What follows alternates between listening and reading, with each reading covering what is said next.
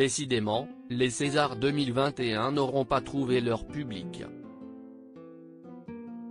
Depuis la diffusion de la cérémonie le vendredi 12 mars, une véritable avalanche de commentaires désapprobateurs s'abat sur la toile, chacun et chacune y allant de son opinion négative sur la soirée. Certains passages, comme le déshabillage de Corinne Massiero, sont plus évoqués que d'autres, mais globalement, la cérémonie semble avoir été un échec aux yeux de beaucoup.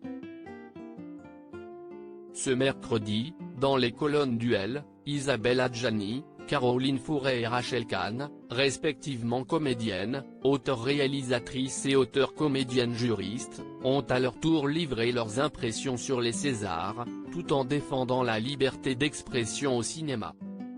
Si y est-il la subtilité même de l'art, sa magie, qui nous a manqué à cette soirée des Césars, où seuls les disparus et les images du passé semblaient garder le don et même l'envie de nous enchanter, commence le manifeste. Chacun ou presque est venu livrer le monologue qu'on attendait de lui. Comme s'il fallait parler de ses causes à sa communauté ou à ses followers.